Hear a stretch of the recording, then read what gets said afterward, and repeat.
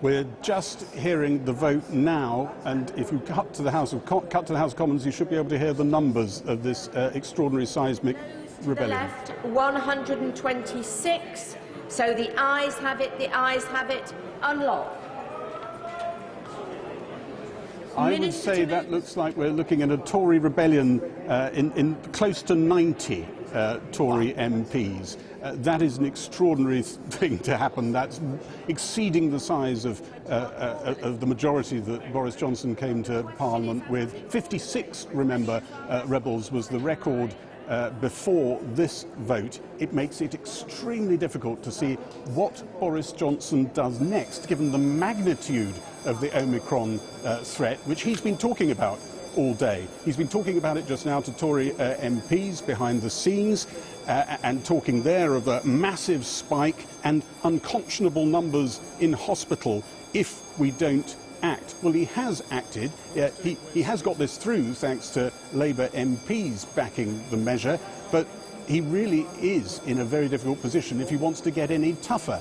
And all the signs from the briefings you're getting out of Whitehall are that Boris Johnson will want to get tougher in the coming weeks. That's what we think advisers are telling him is going to need to be done, but he doesn't seem to have a majority to do it. And there's only so many occasions you can lean on the Labour Party to help you through with stuff without your own position coming under threat. So, just to repeat, it looks as though we've got a Tory rebellion of about 90 Tory MPs tonight. That doesn't include the people who abstained. Here's how the day went here.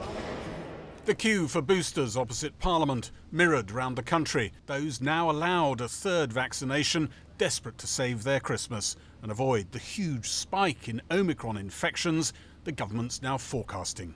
Scientists have never seen a COVID-19 variant that's capable of spreading so rapidly. So we have to look at what we can do to slow Omicron's advance.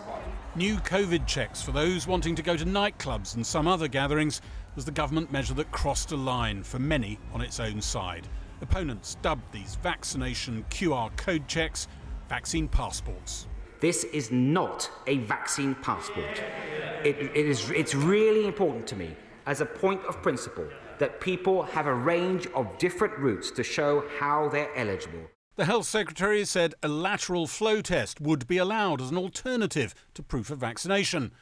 But dozens of Tory MPs worried Britain could now slide towards Italian-style checks on those using public transport, sitting in cafes, and a massive increase in state powers. Justifying our new illiberal rules on the basis that they're less authoritarian than those of other countries is truly appalling. That is not our culture. That is not our history. So, Mr. Deputy Speaker, this is a slippery slope down which I do not want to slip. Freedom is not an abstract ideology. Freedom is what enables my constituents to see their family, to comfort the dying, to go to school, to go to work. That is what freedom looks like. And after 20 months of in-out restrictions, we have to accept there has been a permanent change to the understanding of what liberty is in this country. That's why I can't support these measures. We are on an irreversible roadmap to freedom. Do we all remember that? I have to say, I thought it was an unwise hostage to fortune when it was said, and so it has proved. In Scotland, where vaccine passports have been in place since October, the government again went further than English rules.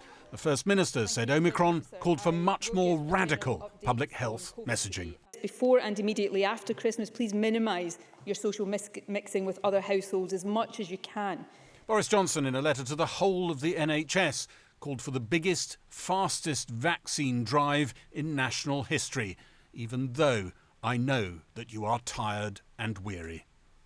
One Tory MP said internal party weariness with Boris Johnson's mistakes across a range of topics was fueling tonight's rebellion. I think there are people who are upset about recent events in government, and I don't blame them for that. And of course, no matter which side of the argument we're on, it's been turbulent. That's bleeding into this vote a bit, you think? Bleeding into it. I think there's some degree of people saying, I'm fed, I'm really cross, I'm really angry. Let me find a way of expressing that anger. There is a tidal wave of Omicron coming. Sunday's broadcast to the nation. Some Tories worry the Prime Minister may try to repeat this format in the coming weeks, announcing tougher COVID restrictions. I can't recall any issue on which there has been so much discontent as this particular one. If he doesn't listen, if, say, the other side of Christmas, maybe even before Christmas, he tries to bring forward even tighter restrictions, maybe with opposition support, what then? Boris Johnson does understand when he hears a message, and I think on this particular occasion the message is going to be pretty loud.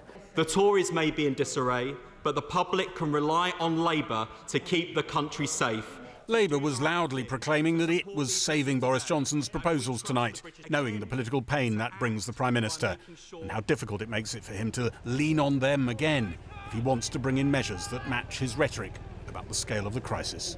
Well, I said just as that vote came, trying to analyse the numbers, we thought there were 90 Tory rebels. Wait for it, I think there were over 100, perhaps 101 Tory rebels. There weren't quite so many Labour dissidents in that block there as was expected. So that's the number that people thought they counted as they went through the lobby. That is an extraordinary headache for Boris Johnson. He was quite bouncy, according to people who are in the 1922 committee listening to him, but that cannot be his inner demeanour. He knows all the evidence around him is suggesting that there could be tougher measures needed, and yet he clearly doesn't have the support to do it. And there's another problem here.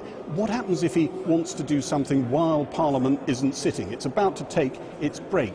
What would happen if he tried to tighten some rules and ask MPs afterwards to back him retrospectively? He could get an even worse reaction than he'd get if he was doing it face to face with Parliament sitting.